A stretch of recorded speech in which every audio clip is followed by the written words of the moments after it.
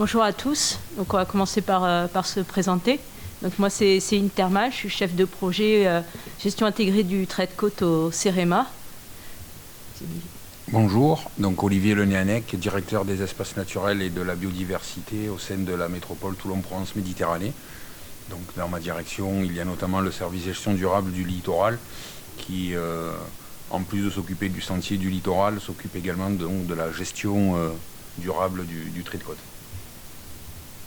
Donc on va vous faire cette présentation à deux voix, donc sur la mise en place en fait d'une stratégie métropolitaine de gestion intégrée du trait de côte. Donc quelques éléments de contexte. On entend bien Oui. D'accord. Donc quelques éléments de contexte par rapport en fait au cadre général de cette étude. Donc en premier lieu, l'appel à projet du CEREMA qui a été lancé en fait fin 2020. Merci. Ok. Qui a été lancé fin 2020 en partenariat avec l'ANEL, donc l'Association nationale des élus du littoral, sur en fait voilà un appel qui permettait en fait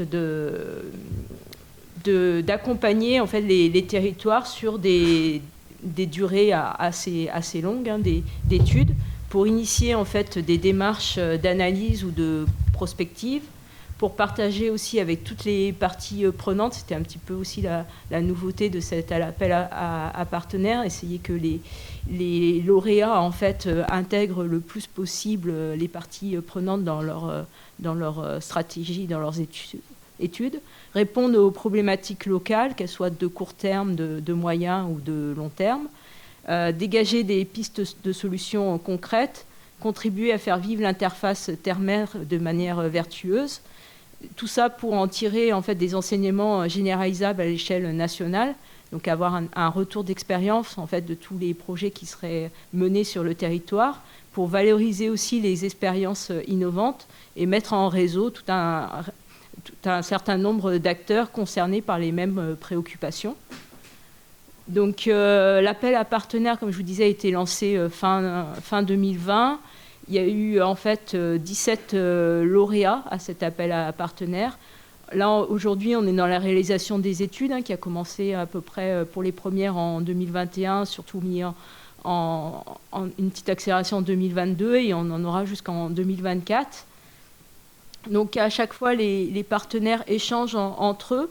Donc il y a eu 8 ateliers déjà sur 2 ans, il y en aura d'autres en 2024. Il y a eu 3 séminaires publics de partage, donc déjà un de lancement en 2021, un à la mi-parcours en juin 2023, donc tout récemment.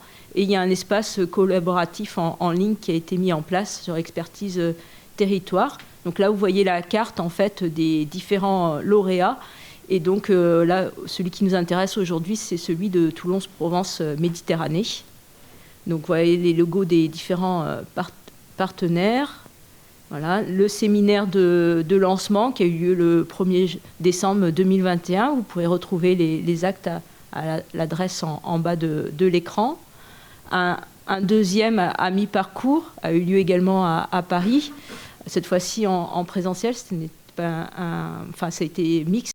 Et c'était vraiment l'avantage de partager en fait et d'échanger avec les lauréats, mais aussi avec toutes les personnes qui voulaient aussi assister à ces retours d'expérience. Donc les actes sont aussi disponibles à l'adresse en bas de l'écran. Et les lauréats, en plus, font partie d'un réseau et, où on échange en fait par des ateliers techniques. Donc les premiers ateliers techniques, ça consistait en fait à avoir un vocabulaire commun. La deuxième partie, en fait, c'était plus les partages des différentes démarches. Et maintenant que les différentes études ont avancé, on est vers des retours d'expérience sur les méthodes qu'on met en place, sur le matériel qu'on utilise, les outils, etc. Et donc ces ateliers vont aussi se poursuivre sur 2024. Voilà, je vais passer la parole à Olivier sur les motivations en fait, du territoire pour la réponse à cet appel à partenaires.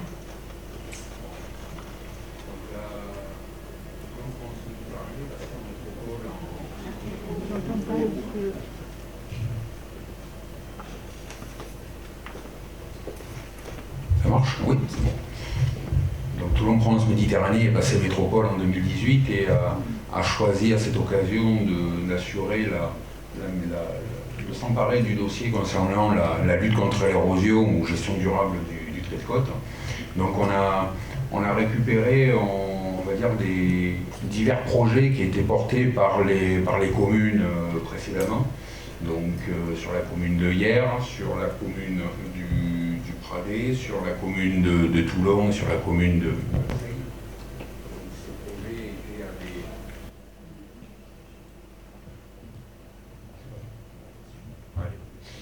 Ces projets étaient à des états d'avancement assez différents. Donc on s'est assez vite rendu compte que, plutôt que de rester sur ces projets de façon très individualisée, notre rôle allait de mettre un petit peu en musique tout ça et de définir vraiment une stratégie de territoire. Donc je vais vous présenter brièvement les quelques projets sur lesquels nous avons continué à travailler en prenant la suite des communes.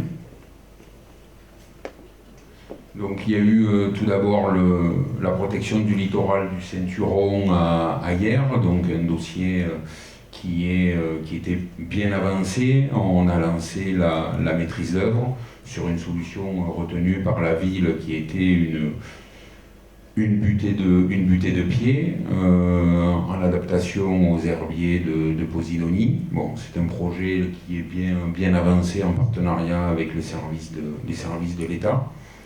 On avait un deuxième projet. Voilà, donc vous avez les photos un petit peu qui illustrent la situation actuelle et le rendu projeté avec la protection de l'enjeu d'arrière-plage qui est la route, puis la promenade piétonne. Donc l'objectif vise à reconstituer une plage selon un trait de côte historique moyen. On a le dossier donc de la protection du tombolo, donc un dossier qui est, on va dire, assez structurant pour la ville de Hyères, assez important. On a pu se rendre compte encore avec les dernières tempêtes de la sensibilité du site, la problématique de la rupture de la route, la position des salins en arrière de cette route. Donc il y avait une phase AMO, une inspection générale a été demandée par le ministère. Donc pour l'instant, on a eu les conclusions de cette inspection. On a les infos concernant les données manquantes. Donc on va se lancer dans une série, normalement, on devrait se lancer dans une série d'études pour on va dire combler les trous dans la raquette pour permettre de finaliser l'instruction de ce dossier. Donc voilà les exemples. Alors ce sont des photos qui datent un peu, mais si je vous montrais les photos qui ont été prises il y a quelques jours, ce sont exactement les mêmes. Donc avec la rupture du cordon dunaire, la submersion de la route, la destruction de la route, le comblement du canal de ceinture en arrière, du canal de ceinture des Salins en arrière de la route, et puis également de l'entrée d'eau de mer dans les Salins. Troisième projet, c'était la protection de la baie des Sablettes à la Seine-sur-Mer, avec un projet de mise en place d'une butée de pied sur la totalité de la baie, que ce soit sur des secteurs à fort enjeu avec une disparition de la plage, comme on le voit sur la photo, et la mer qui vient frapper les murs, et ce qui contribue à accélérer la fuite des sédiments au large, mais également la butée de pied qui était prévue sur la partie la plus large du littoral des Sablettes. Donc on a repris ces études qui étaient un peu anciennes dans le cadre d'un AMO, où on a réussi à diminuer de moitié l'emprise des équipements projetés. Donc nous travaillons avec la DDTM également sur ce dossier-là. Et puis nous espérons pouvoir lancer la maîtrise d'œuvre dans des délais raisonnables. Donc voilà un petit peu les exemples, donc l'existant et la situation projetée. Même logique retenue que pour celle du Ceinturon, c'est arriver à recréer à retrouver un trait de côte avec une plage basée sur un historique existant. Voilà. Donc on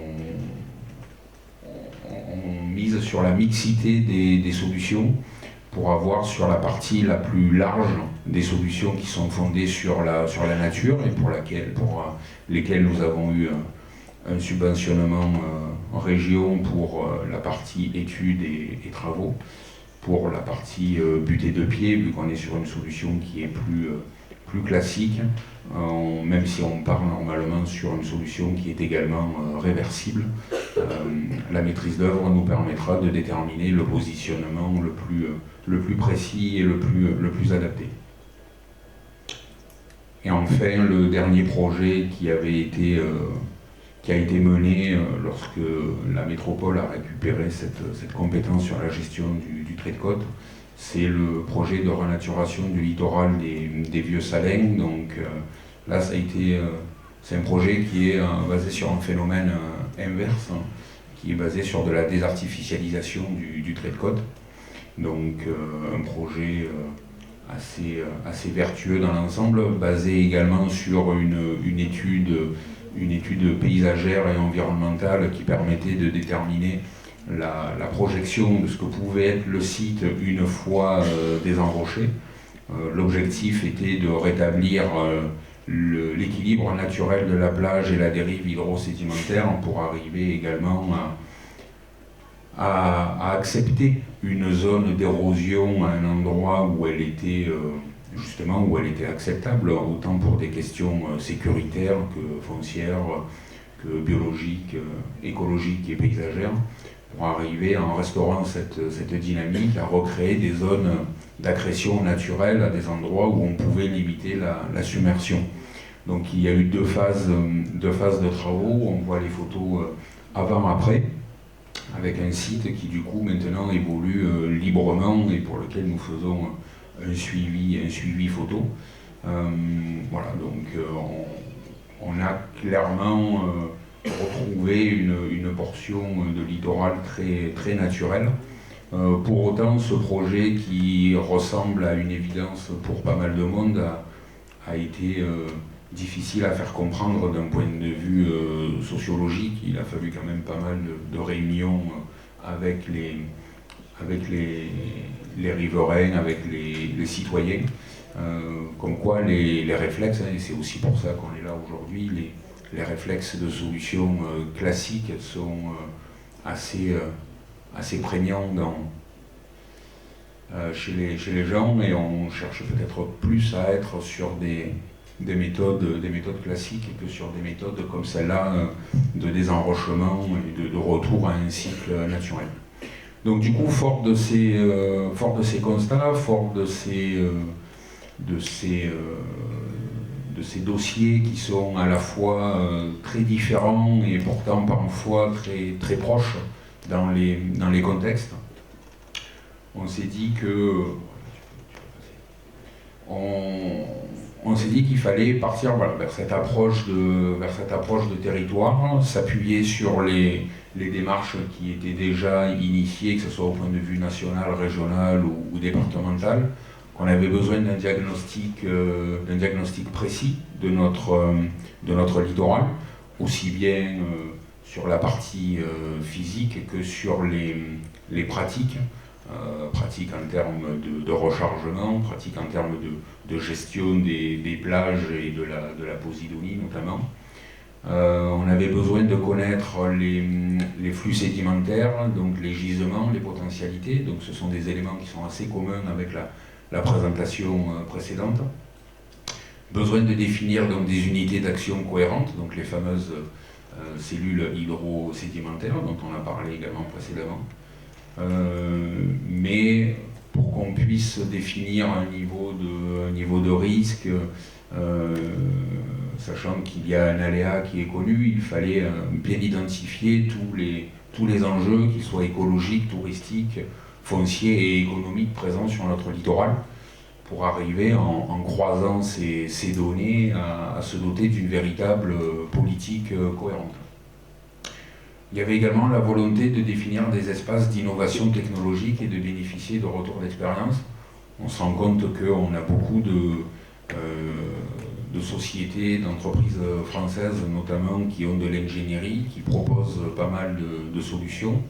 On manque encore un petit peu de sites pilotes, même si par le biais des appels à projets régions notamment, on peut arriver à obtenir un petit peu de retour d'expérience, mais on a souhaité définir justement des zones de moindre enjeu pour lesquelles on pourrait, pourquoi pas, mettre en place ces solutions et avoir le temps d'acquérir de la donnée et pourquoi pas les confronter à la réglementation.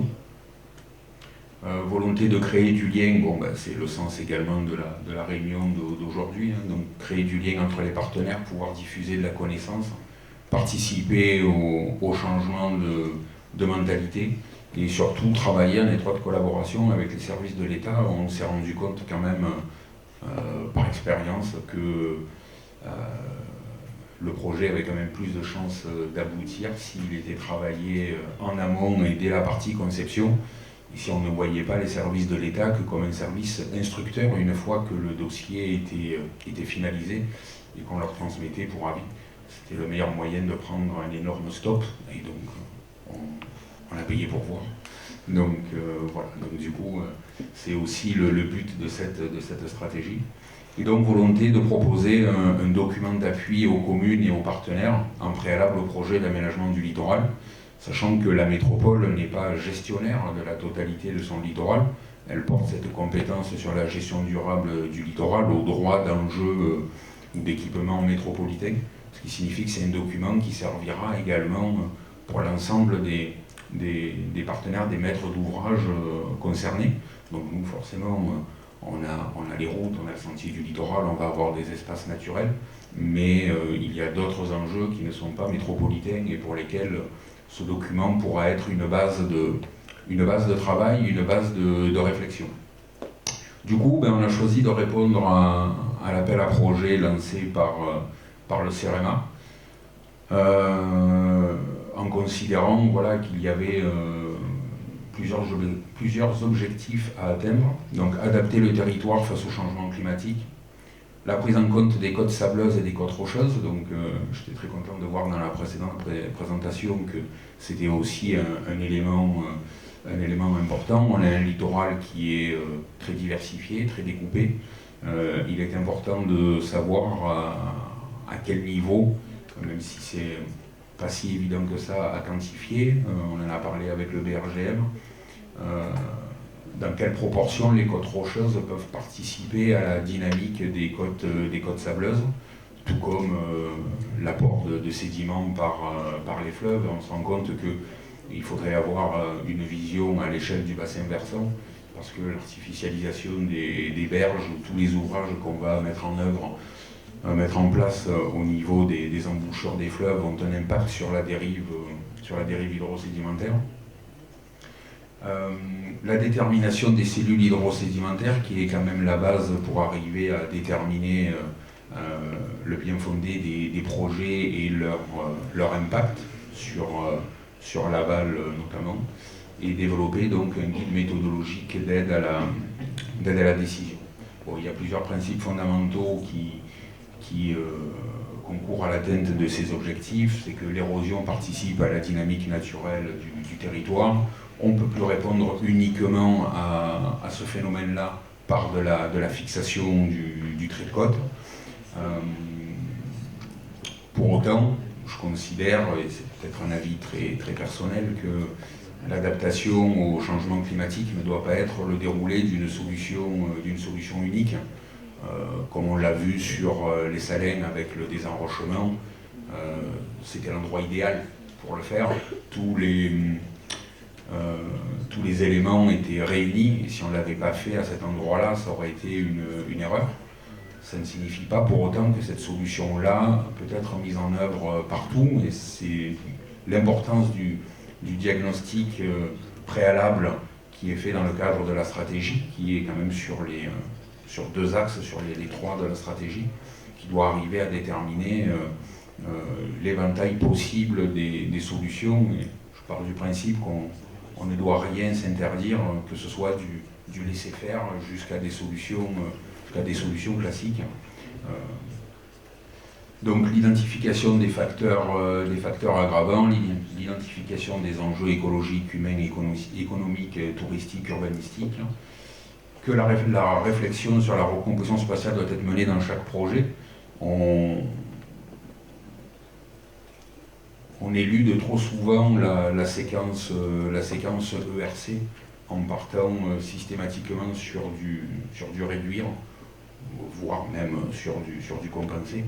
Mais le éviter est trop peu envisagé dès le démarrage du projet. On se rend compte que c'est aussi à ce niveau-là qu'on va avoir des trous dans la raquette.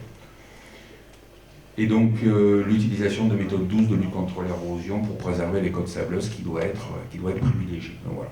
Donc partant de ces principes qui ont permis de définir ces objectifs, on a défini un cahier des charges pour pouvoir candidater à cet appel à partenaires.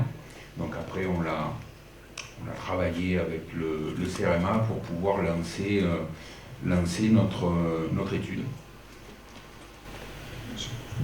Je vous propose de 5 minutes et de conclure, qu'on se laisse un temps d'échange. Oui, ça marche.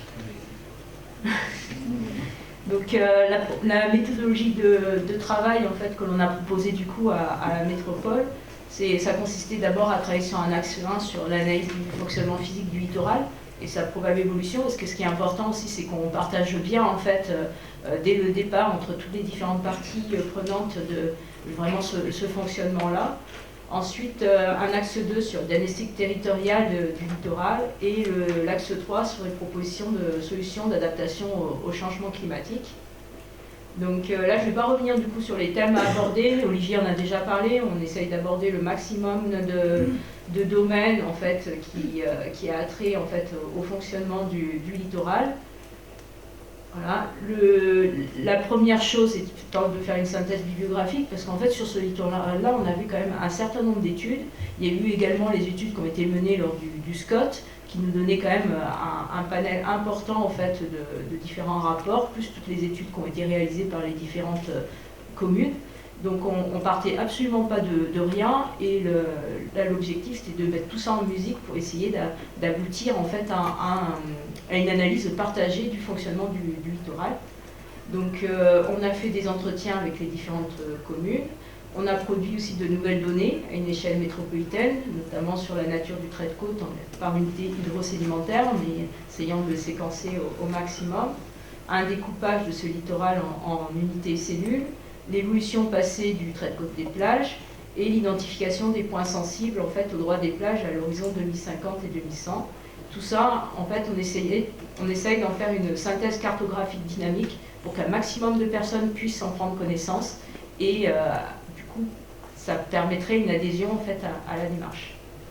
Donc je vais aller vite sur les entretiens avec les communes. Donc on a 8 communes littorales. L'objectif c'était justement d'aller un petit peu dans toutes les archives pour essayer de déterminer tous les entrants en fait, nécessaires à cette étude. Donc sur la base d'une trame commune en fait, d'entretien qui se sont déroulés entre fin 2022 et 2023. Et il y a eu un certain nombre de sites, j'étais un peu vite, là vous voyez sur la carte tous les sites qui ont pu être visités, parce qu'à chaque fois on essayait de faire ces entretiens-là sur le terrain. Donc je ne peux pas vous présenter l'ensemble des résultats, d'abord on n'a pas le temps, et ensuite en fait ces résultats-là n'ont pas encore été validés par le COPIL, donc je peux vous présenter que en fait, des quelques images en fait, de la restitution sous forme de cartographie dynamique. Donc vous voyez à droite de l'écran en fait, tous les thèmes qui sont abordés, donc on a plusieurs cartes. La première c'est sur on va dire les données assez générales, physiques du littoral, qui permet en fait d'essayer déjà de bien comprendre comment cela fonctionne avec les herbiers, la nature du trait de côte, les différents cours d'eau qui arrivent, les transits sédimentaires, les cellules sédimentaires qu'on a pu identifier. un deuxième lot de cartes avec là un peu plus les données qu'on a produites. Donc là, vous voyez juste à l'écran les rechargements passés qui ont pu avoir lieu sur les différentes plages. Sinon, on a toutes les évolutions passées du trait de côte, les extrapolations qu'on a pu faire à 2050 et 2100, avec les zones potentiellement exposées. Donc là, on ne vous le présente pas aujourd'hui puisque ceci n'a pas encore été validé. Et une dernière carte sur une carte multi-aléa. Donc là, ce sont des données qui n'ont pas été produites dans le cadre de cette étude, mais on s'appuie en fait sur des données qu'on avait déjà connaissance, notamment les données du CEREMA sur l'ennoiement qui sont disponibles déjà sur la plateforme Mon Littoral. Le porté à connaissance submersion marine dont la base en fait, des études avait été élaborée par le BRGM, et un aléa falaise également réalisé par le BRGM dans les années 2010. Donc voilà, tout ça pour essayer en fait d'avoir accès de donner l'accès en fait aux différentes données qui servent d'appui sur ce fonctionnement du littoral qui fera l'objet quand même d'un rapport assez conséquent. Ensuite, on a l'axe 2 qui est aussi en cours. Donc c'est un axe 2 sur la diagnostic territorial avec des approches classiques en fait où on confronte en fait les enjeux aux aléas. Alors, les enjeux de toutes sortes, qu'ils soient socio-économiques, environnementaux, et on essaye de faire des méthodologies d'analyse multicritères et classifier les espaces littoraux en fonction des opportunités ou des freins et éventuelles recompositions spatiales, les intérêts, la faisabilité technique financière, les capacités foncières aussi à pouvoir le faire, et les impacts environnementaux que ça peut engendrer. Donc la méthodologie de travail est un peu la même, c'est-à-dire que d'abord on regarde en fait tout ce qui existe déjà dans la bibliographie, on explore en fait les différentes bases de données, qu'elles soient nationales ou locales. On exploite aussi les résultats de l'axe 1, on fait un croisement, donc, je vous ai dit assez classique, elle est là en jeu, avec une étude statistique et aussi de la mise en forme cartographique. La nouveauté ici, c'est qu'on essaye aussi d'élaborer un indice en fait, de naturalité des plages. Donc ce qu'on appelle plage pour les littoraux à falaise, du coup ça va être l'avant-plage jusqu'en pied de falaise, donc l'avant-plage dans les typhons jusqu'au pied de falaise. Et pour les littoraux meubles, l'avant-plage ou la plage immergée jusqu'à la plage et éventuellement dune quand elle existe. Et donc ça permet avec cet indice de naturalité en fait, de confronter à la fois en fait, tout ce qui est l'anthropisation des plages, mais aussi tous les apports en fait, de l'écosystème de la plage. Et on se dit voilà, que la plage la plus naturelle possible, avec éventuellement des formes d'anthropisation en fait, qui ne vont pas empêcher sa résilience en fait, au changement climatique. Donc on vise à identifier en fait, ces plages-là. Et l'axe 3, en fait, sur des propositions de solutions d'aménagement, en fait, pour essayer d'adapter au mieux en fait, le littoral au changement climatique. Donc il y a des actions générales qui seront des recommandations pour engager des projets de recomposition spatiale, des propositions de gestion des stocks sableux, des sédiments portuaires, des propositions de gestion aussi des posidonies, des propositions d'action de communication, de pédagogie, de sensibilisation en lien avec la GEMAPI. Et on aura aussi, on essaiera d'aller vers des propositions en fait, spécifiques à court et moyen terme sur des modes de gestion des plages. Après, comme le disait Olivier, ça dépendra aussi de tout ce qu'on aura travaillé en axe 1 et en axe 2 pour identifier en fait, les secteurs que l'on considère à enjeu, ceux qui sont plus naturels et là où on aura aussi besoin d'améliorer la naturalité des plages et du coup ça conduira à des propositions de protection. Tout ça pour arriver en fait à un guide méthodologique d'aide à la décision préalable en fait, aux actions d'aménagement du littoral, parce qu'en fait ce qui sera proposé sur les différents littoraux, ce ne sont pas une seule solution, mais tout un panel de solutions Et en fait, ce panel de solutions fera l'objet de ce guide méthodologique avec des recommandations pour le plus long terme aussi qui seront établies à l'intérieur de ce guide.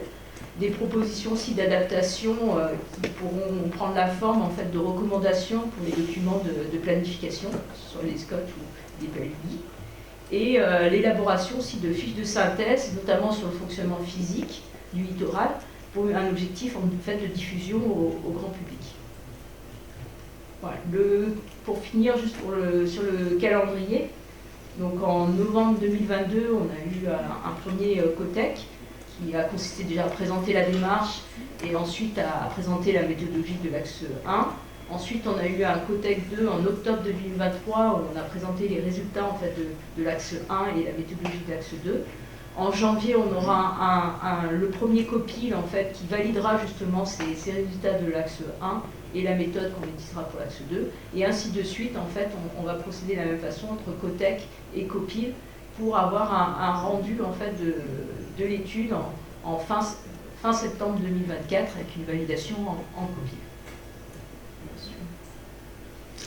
Voilà, merci pour votre attention.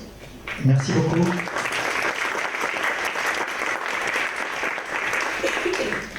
Des questions dans la salle pour profiter de la présence des intervenants?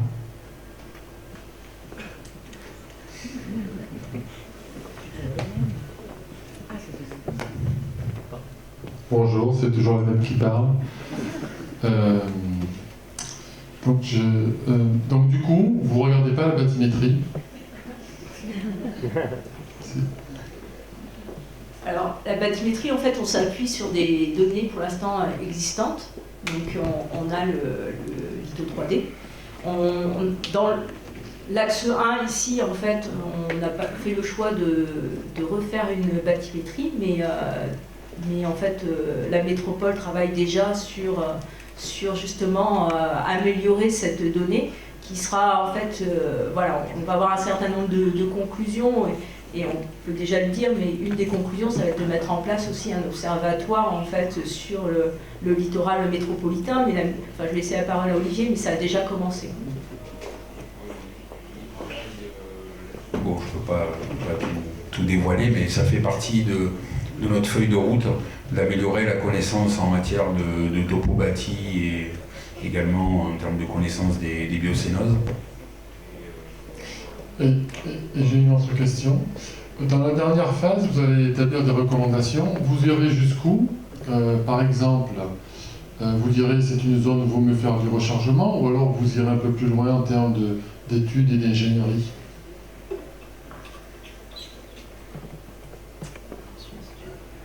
Oui.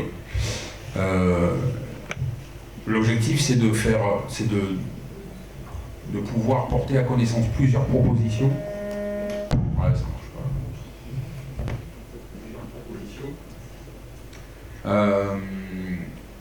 S'il faut faire des études complémentaires, on les fera par la suite. Mais c'est de caler au plus près des situations. Quand on parle de guide méthodologique, en fait, c'est pas un guide théorique, c'est vraiment quelque chose d'appliqué au littoral et aux unités et aux cellules hydrosédimentaires. Bon, pour l'instant, on n'est que dans l'axe 1, donc on n'a pas encore trop de retours et d'idées préconçues déjà sur les niveaux de propositions. En tout cas, on ne s'interdit rien, voilà, dans les propositions qui seront formulées. Après, forcément, il y a des choses qu'on préfère éviter de pérenniser, mais c'est aussi le sens de ce diagnostic déjà.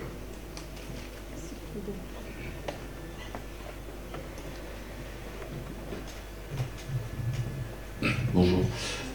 Patrick Montfort, directeur de recherche au CNRS à Montpellier et responsable avec Samuel d'ailleurs d'un observatoire au milieu littoral méditerranéen.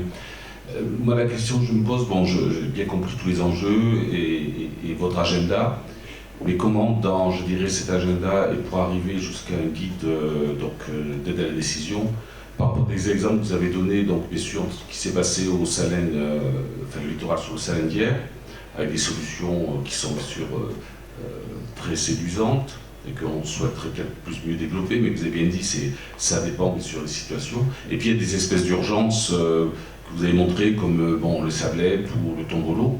Et comment cet agenda, il arrive à fonctionner avec les décideurs ou les prises de décision actuelles face à du coup, certaines urgences? Parce que c'est un petit peu ça le problème, comment du coup des décisions risquent d'être prises face à des urgences qui ne sont peut-être pas aussi dans le temps de pouvoir mener les études ou d'apporter la décision. Alors effectivement, par rapport aux dossiers qui sont déjà partis, ouais, c'est un vrai sujet. C'est pour justement éviter qu'on ait à se poser ce type de questions à l'avenir qu'on est parti sur cette démarche. C'était d'éviter d'avoir que des solutions d'urgence, que des solutions de colmatage.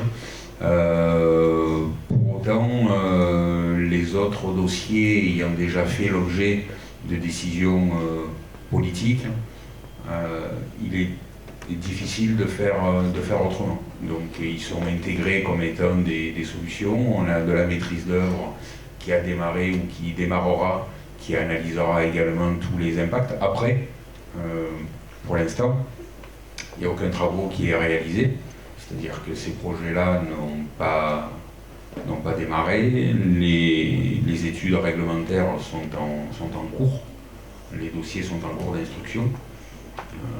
Tant qu'on n'a pas reçu un avis favorable, pour l'instant, le projet il n'est pas validé complètement. Donc je ne peux pas me prononcer, moi, sur le fait que ces projets-là vont être réalisés ou pas. S'ils sont réalisés, ben forcément, il faudra peut-être les intégrer dans une forme de mise à jour. Et c'est aussi l'intérêt d'avoir ces cartes dynamiques qui peuvent nous permettre d'intégrer des éléments nouveaux. Ben, s'ils ne se font pas, on restera sur le diagnostic initial, avec cette notion de, comme vous dites, la phrase préférée de David. Je l'ai plus. Bon. Toute part étant légale, toute chose étant légale par ailleurs. Voilà, c'est que les modèles dynamiques qui sont proposés se font en fonction d'une évolution qui est constante. Donc s'il n'y a pas de nouveaux équipements, cette phrase-là restera en vigueur sur ces sites-là. Mais oui, c'est une question qu'on s'est posée, d'où l'élaboration de la stratégie. Bonjour, Olivier Banqui, CSM Littoral à DDTM 83. J'avais une petite question également qui concernait le signage. C'est la prise en compte des ouvrages qui ont déjà été réalisés. Comment vous intégrez ça en fait dans le côté l'appréhension du fonctionnement de la page et les effets potentiellement négatifs de ces ouvrages? Je crois que le signage a évoqué le côté définir un aléa à bon compte. Voilà, et est-ce que cet élément-là est également intégré dans votre réflexion? Et après,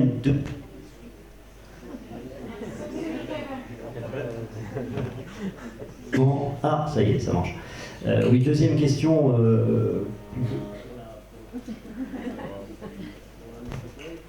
C'était le lien en fait avec l'évolution des documents d'urbanisme. Puisque c'est effectivement, on sait qu'un PLU ou un PLUI ça met quelque temps en fait pour être approuvé. Et donc est-ce qu'il y a un lien en fait avec les éléments de diagnostic qui sont établis et le côté j'interviens sur la recomposition du territoire, parce que c'est un axe essentiel en fait dans l'aménagement et l'adaptation à l'évolution du trait de côte. Merci. Alors moi, je vais répondre concernant les ouvrages littoraux. Donc oui, ils ont bien été intégrés. En fait, on a une base de données. En fait, déjà, on avait une base de données nationale sur les ouvrages littoraux du CEREMA, et en fait, on l'a mise à jour sur le territoire de la métropole en réussissant aussi à déterminer en fait l'année de construction de ces ouvrages-là. Et ce qui nous a permis, en fait, elle a surtout été utilisée pour tout ce qui est évolution passée du trait de côte, puisqu'elle nous a permis d'avoir en fait un point de départ sur l'évolution des plages, puisqu'en fait une majorité de ces ouvrages-là en fait ont considérablement modifié en fait la forme des littoraux, la forme des plages, des littoraux meubles, et du coup c'était notre point de départ en fait pour l'évolution passée du trait de côte, qu'on a extrapolé en fait aux horizons 2050 et 2100. Et on peut s'apercevoir en fait dans ce travail-là en fait des ouvrages qui potentiellement, toutes choses égales par ailleurs, comme on le disait tout à l'heure, vont poser problème en fait en 2050 et 2100. Est-ce qu'ils vont être contournés? Est-ce qu'ils seront plus du tout, qu'ils appartiendront peut-être plus aux plages? Par exemple un épi qui peut être complètement détaché d'une plage qui serait en recul, etc. Voilà, c'est bien pris en compte dans la démarche. Et concernant le volet réglementaire et notamment donc, les documents d'urbanisme, c'est là où les calendriers par contre sont un petit peu plus en notre faveur, c'est que la démarche PLUI a été initiée donc, à la métropole, et c'est vrai que notre stratégie pourra donner des éléments à l'équipe projet qui s'occupe de l'élaboration du PLUI. Donc oui, il y aura bien, on va dire, une liaison, un lien entre les deux. Après, je sais pas, j'hésite à lui refiler la patate chaude, parce qu'il y a mon collègue donc Sébastien qui est en charge du PLUI dans la salle, mais on va dire que s'il ne se retourne pas, personne ne saura que c'est lui, donc du coup, voilà. Mais oui, il y aura bien une articulation entre les deux démarches. Voilà. Je pense que vu que je lui ai sauvé la mise, c'est lui qui me paiera le reste remis. À nouveau moi, donc Samuel Lambert, chercheur CNRS, espace à Marseille, Aix-Marseille. Moi j'avais une question concernant les habitants dans cette affaire. Parce qu'on parle de diagnostic territorial du littoral. On va regarder comment évoluent les cellules sédimentaires, la plage, les possibilités de recul du trait de côte, les possibilités d'aménagement. Mais un diagnostic territorial, un territoire, c'est un espace habité. Donc là, je me permets, je pense qu'il faut qu'on salue déjà l'initiative, le travail là, d'essayer de se projeter sur une stratégie. Mais une stratégie aujourd'hui en 2023, sans sonder les habitants, ça me paraît problématique. À minima sur des sites à forts enjeux, comme par exemple les dossiers dont vous avez parlé, ça aurait été intéressant d'avoir au moins une petite entrée de ce que pensent les habitants, leurs pratiques, leurs usages, comment ils se projettent dans l'avenir, parce que le résultat de ce travail-là, ça va être un guide pour proposer un travail de réaménagement du littoral ou de renaturation du littoral, mais sur la base de quelle connaissance de ce que veulent les habitants? Alors, merci pour cette question. Ouais. Bon, on a quand même, comme il y a Cotec et Ecopil, on a quand même une structure de gouvernance au sein de laquelle les associations d'usagers, les associations environnementales, les associations de plaisanciers sont représentées. Donc les représentants de la société civile participent à la démarche par le biais de la structure, donc par le biais des Cotec. Donc pour l'instant, ils ont été conviés, certains sont venus et ont pu faire part de leurs remarques lors de ces Cotec. Après, aller au-delà et aller au contact des riverains, des usagers, on va dire qu'il y a également les entretiens qui ont été faits avec les communes pour prendre en compte tous ces retours qui émanaient du terrain, mais ils ne sont pas exclus, les représentants de la société civile, vu qu'ils sont associés à la structure de gouvernance. Très bien, merci. C'est peut-être un petit peu insuffisant par rapport à ce que vous espérez. Oui. Mais c'est très bien, ça ouvre les discussions sur les présentations qu'on va avoir maintenant, et on va basculer justement sur l'aspect perception et les outils proposés par la science comportementale. Merci à tous les deux en tout cas pour la présentation et les réponses aux questions.